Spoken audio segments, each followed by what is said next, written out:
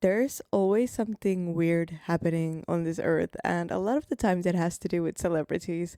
And I personally, I'm not like a fangirl. Like, I'm not like, I don't really have like someone specifically that I look up to. And I'm not like, I don't, it's just that, it's not in me to be like a huge fangirl. There's a lot of people I look up to and I like celebrities, but like not to a certain level. But what I am guilty of is doom scrolling celebrity news late at night in bed. Like that's that happens often. I see something like on my TikTok or something, and then I just go crazy and start doom scrolling and finding more and more. So yeah, I'm interested to see how many of these I know. But today we're going to be reacting to the biggest celebrity scandals from every decade. From every decade. Oh. So these must be like big stuff. Okay, let's see what this video is about, guys. For as long as there have been celebrities, there has been celebrity gossip. When you sign on to be a celebrity in Hollywood, you also sign an unspoken contract putting you on public display. Magazines like the National Enquirer and shows like TMZ have turned celebrity life into a profitable industry. But that doesn't mean the paparazzi is a recent trend. As it turns out, Americans have been obsessing over celebrity drama for over 100 years. So, today we're airing out all the dirty laundry and breaking the biggest celebrity scandals from every decade since 1900. But before we run you through the rumor mill, why not run over to that subscribe button? Then head down to the comments and tell us what other scandals you want to see in the limelight. For now, let's spill the beans.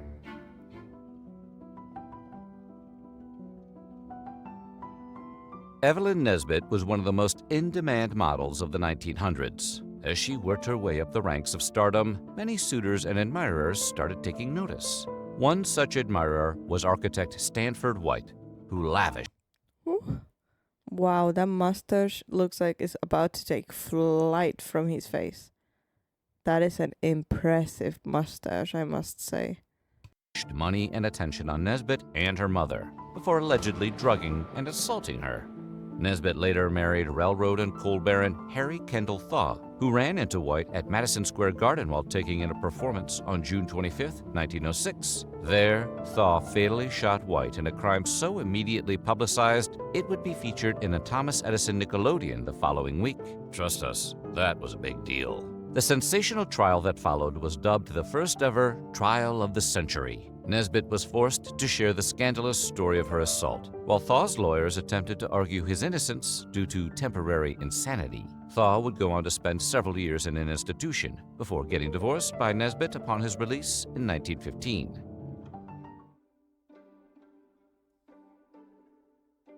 Oh, these go way back. This is so interesting. During the 1919 World Series, the Chicago White Sox and the Cincinnati Reds were locked in an 8-game slobber knocker. The Sox had a winning record of 88-52, so they were considered a shoo-in for the championship. However, Chicago's first baseman, Chick Gandil, had different plans for the team when he got into cahoots with gambler Joseph "Sport" Sullivan. For a whopping $100,000, which in 2025's money would just be shy of $2 million, Gandil and several other Sox players would throw the game. However, there were rumors about the Sox planning to take a dive before the series even started, so the fans were quick to begin shouting "Fix!" as loud as they could at any questionable plays. Ultimately, the Reds won the World Series, 5-3. 8 White Sox players were acquitted in a court of law, but every single player involved, including sports legend Shoeless Joe Jackson, was banned from organized baseball forever. I mean, listening back to that, I mean, it doesn't feel like such a big deal because it happened so long ago, you know? But at that time, it must have been a big deal. Did I hear that right? They basically got banned for betting?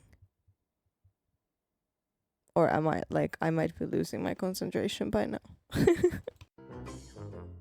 In 1916, when silent film superstar Mary Pickford was more famous than ever, she began a years-long secret affair with fellow movie star Douglas Fairbanks. Eventually, Fairbanks' wife found out and filed for divorce. Around that same time, Pickford and Fairbanks formed United Artists, along with D.W. Griffith and Charlie Chaplin. And Pickford would end her own marriage shortly thereafter in 1920. Before even a month had passed, Pickford and Fairbanks were married. However, instead of a public outcry over infidelity, the adoring public was actually pretty jazzed about the whole thing.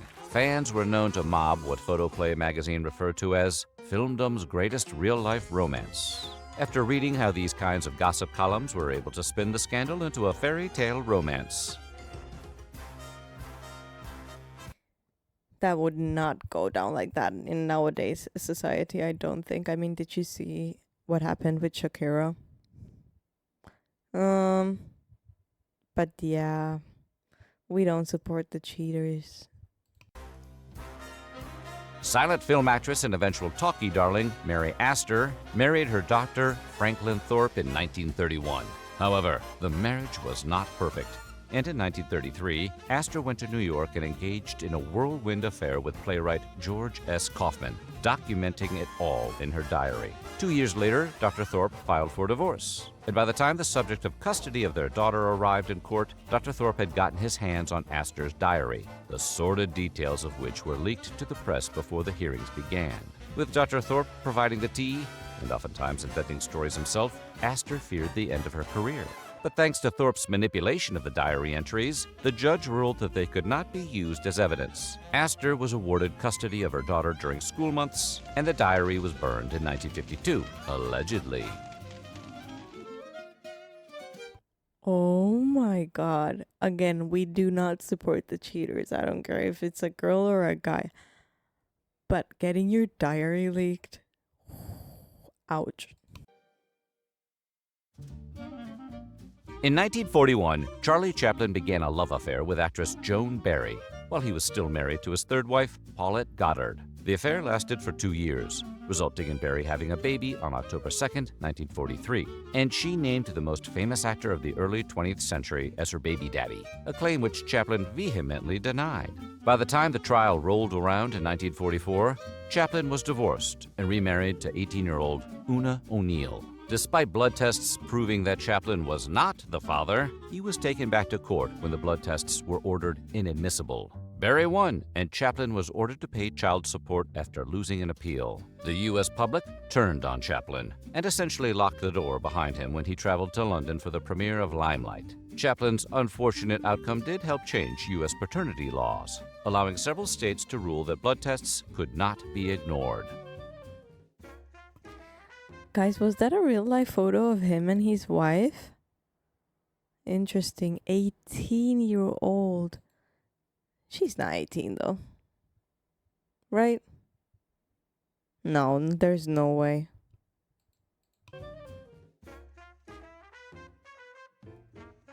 Ingrid Bergman had established herself as a Hollywood star by 1949, but was left feeling dissatisfied with constraints of American filmmaking. So she wrote a letter to Italian director Roberto Rossellini, offering her acting services to whatever projects he thought she might fit. But the two started making more than films together, if you catch our drift. Even though both were married, they began an affair that resulted in Bergman's pregnancy. This blew the doors wide open on their infidelity, and the two divorced their spouses and tied the knot. The scandal was immediate. Many cities refused to screen Bergman's movies. She was banned from The Ed Sullivan Show and was even protested by religious groups. The couple was forever hounded by paparazzi as they continued to make movies together in Italy. However, after returning to Hollywood to make Anastasia and eventually divorcing Rossellini in 1957, the public began to forgive Bergman. Okay, I can't lie. We do not support the cheaters, I repeat. But this happens a lot. Like, cheating happens a lot. And, like, it must really, really suck to be famous and have your career, like, just full face forward because of a mistake. I mean, cheating shouldn't happen at all, I don't think. But that's pretty rough, though. I can't lie.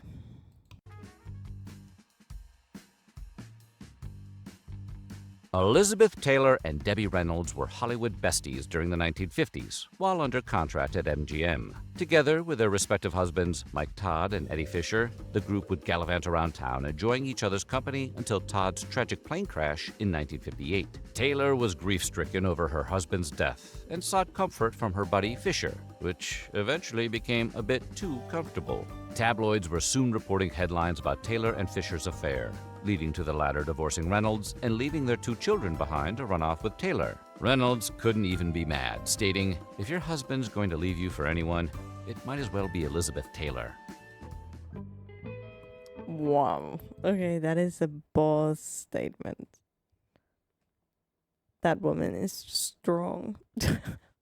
I think I would have some other words to spread if that happened to me, but Throughout the golden age of Hollywood, movie studios and fans alike viewed Joan Crawford as one of the most beloved movie stars of all time. But that's the thing about actors.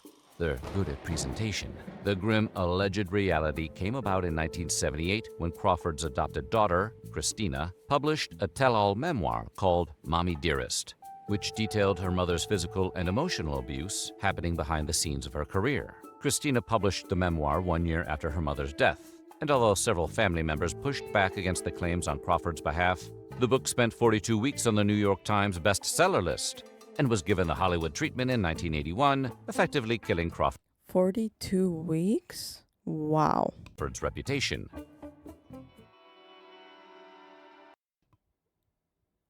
Wow. Okay. No, but really, these are good.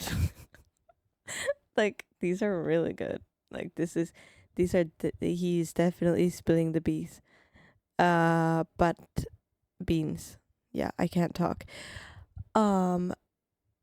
Bold move, but I like that kind of, like, if she really went through abuse, I think that, like, I respect people who speak out from their experience, and I think it helps a lot of people in many ways, so that's cool.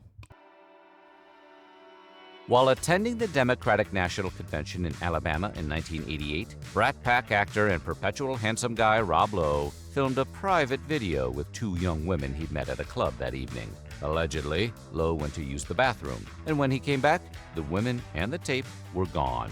1 year later, Lowe found himself involved in one of the first ever celebrity sex tape scandals when the footage was leaked to the media. Making matters worse, it was revealed that one of the young women in the video was only 16 at the time. The legal age of consent in Alabama was 14 in 1988, which, for reference, is the year Die Hard came out. But her age made the video illegal no matter what state you're in. The case was settled, and Lowe was handed 20 hours of community service. His career took a hit, and he all but vanished from the public eye. 20 hours of community service? Who was the judge? I know that face. Wow. Okay. I've never understood the fact of how some people can look at 14, 16-year-olds like that.